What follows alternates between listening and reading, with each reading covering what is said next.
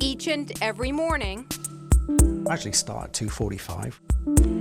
Susie Hawks embarks on a 4-hour journey. Bit by bit, all those man sides are covered up. Makeup, hair, shoes. It's a transformation 50 years in the making. That's because not long ago, Susie was Ian. Watching this video, you'd never know Ian was holding a secret. An emotional, personal battle so deep for years there was no salvation in sight. I had, obviously, interest in the cross-dressing side, even at aged 8. It wasn't until decades later she felt confident going public, but stumbled along the way. I go out there most of the time. Basically, I'm a dude looking like a girl. I did the 4th of July in a bikini, and that was a big mistake. Does it still hurt, though, when people do say the things that you don't want to hear? They saw me as part guy, part girl, and the word was bizarre, they used. And so I thought, okay, what's happening here is I'm clinging on to the male side. You know, it's like clinging onto the side of a swimming pool. My team is ready. Letting go meant taking control. About what's going to happen. Susie's hoping one bold step will challenge years of frustration, anger, and hopelessness. So tomorrow's a big day. Yes, it is. Are you nervous? Not at all. It is an opportunity I've waited for all my life. Here at Tampa General Hospital, surgeons will physically change Susie from male to female. By her side, Cheryl, her wife of 14 years. I get asked a lot if I need therapy, and I just say, why? The couple met online. Ian is from Britain, Cheryl from the U.S. I think it's love at first sight. At the time, Ian was upfront with who he was and who she would eventually become. And while Susie's body will dramatically change, Cheryl says their relationship will not. You don't rely on the physical. You can fall in love with the person. And that's what I did. I fell in love with the person. So this change, I didn't marry her for her appendages. I married her because of who she is. I don't care what's on the outside. I love the person. We're all challenged by new things. Dr. Dan Greenwald is Susie's plastic surgeon. He says gender reassignment surgery is more common than you'd think. Here in the OR, Dr. Greenwald preserves skin, nerves, and blood vessels, creating new female anatomy. But transformations like this require more than just a scalpel. They require psychological support. They require hormonal support, which is sort of medical stuff. How's your liver, how are your kidneys? And those changes inside slowly make their way outside. Susie keeps track with these selfies. She's a good advocate for this because she's willing to stand up and say, this is who I am, I'm not a freak, I'm a normal person, I had a condition, I'm seeking help, I'm getting through this, and I'm a healthy, happy, productive member of society. Come good, Jay. You've gone from painful to entertaining now, so. 3 months after surgery, Cheryl, their son Jason, and stepson Kyle see that difference. Before, I could see the sadness, but now all of that's gone. Like poof, smoke in the wind, it's gone. Also gone, Susie's final belonging from her years as a man. Last male thing I got. It's a watch she passes on to Jason as she moves forward legally and physically as a woman. Great kid. I knew she wore like girly clothes when she was a guy, but whenever I found out that she was getting sex changed, I was like, oh, okay, I'm fine with that. I wasn't shocked or anything, I was happy. People treat me so much different seeing me as a female than male. Totally life-changing. Just the glow, the big smile, and the skirts.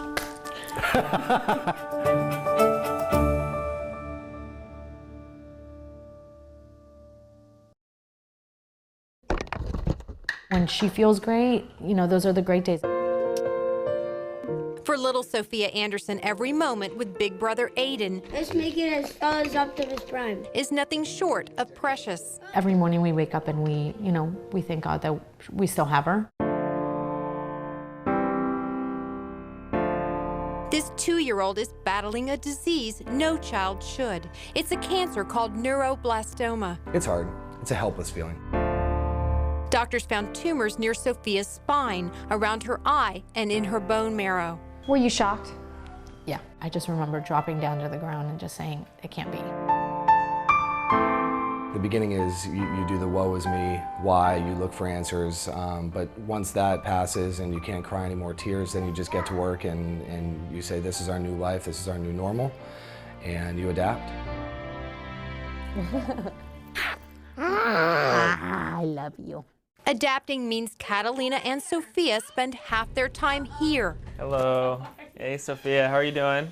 Dr. Benjamin Oshrine cares for children with cancer at All Children's Hospital. Tickling your neck a little bit? Today, he has good news. It looks like all of her numbers are good enough to go ahead with the chemotherapy. Along with the chemo, Sophia will get stem cells, surgery, and immune therapy. And after all that, About 50 or 60% of them are successfully cured of their disease. and that's great when it works. But there's another worry. Parents like Kyle Matthews know all too well. Kyle lost his son Ezra in 2010 to a relapse of this aggressive disease. He was diagnosed at exactly 400 days of life, and he died at 800 days.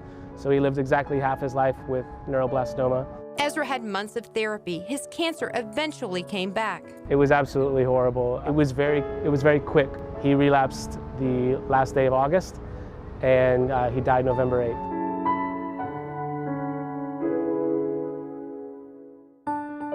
But patients and families might have new hope from an old drug. It's called difluoromethylornithine, DFMO for short. It's approved to treat African sleeping sickness, a parasite spread by the tsetse fly. The drug could soon take on new life. To be able to stop that relapse, to be able to even postpone it a couple of years until we find a frontline cure is incredible. Kyle is now dedicating his life to bringing this therapy to families. He runs the Tampa-based foundation because of Ezra, helping fund clinical trials here in Tampa Bay. Careful. A promising new option offering hope to families like Sophia's. She's not going anywhere. I know that she's on this earth for a reason. It's not for anything else but to be here and be an advocate for this. Does that make you happy now? She's gonna make it. She's gonna make it.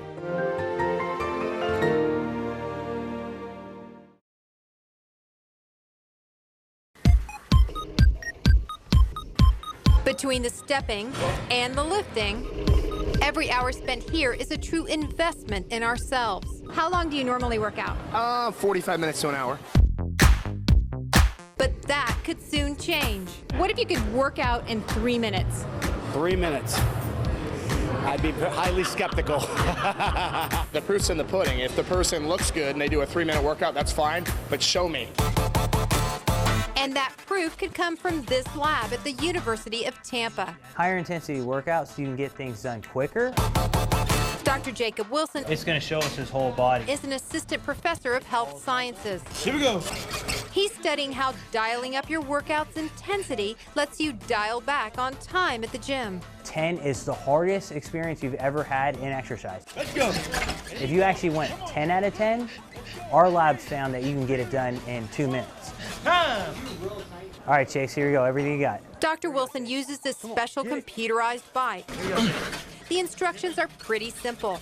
Pedal as fast as you can. When you reach your max, he adds weight. So when that weight drops, boom, it drops, and that's when it gets hard. Today, the process takes just about 30 seconds. 5 more seconds. 4, 3, 2, 1. The goal, build muscle and reduce fat. You deplete the muscle so much, so rapidly, that you actually get adaptations that make you lose fat and make you improve your blood glucose levels as little as 2 minutes. How much weight have you lost? 4 pounds.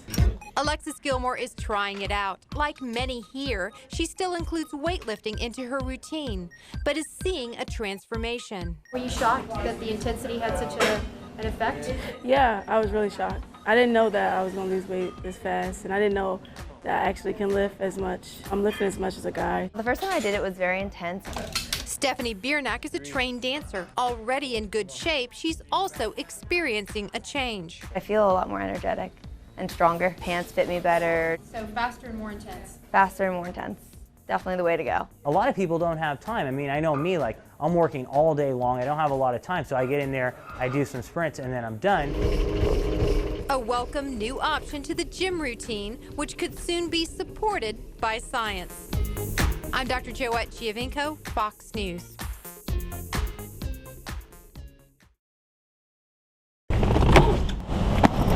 With a hug and kiss, this quiet, unassuming drop-off at the airport transforms into a journey to save a life. C-38. Hannah Blair and her husband Kevin are on their way to Houston. We're leaving for our second treatment.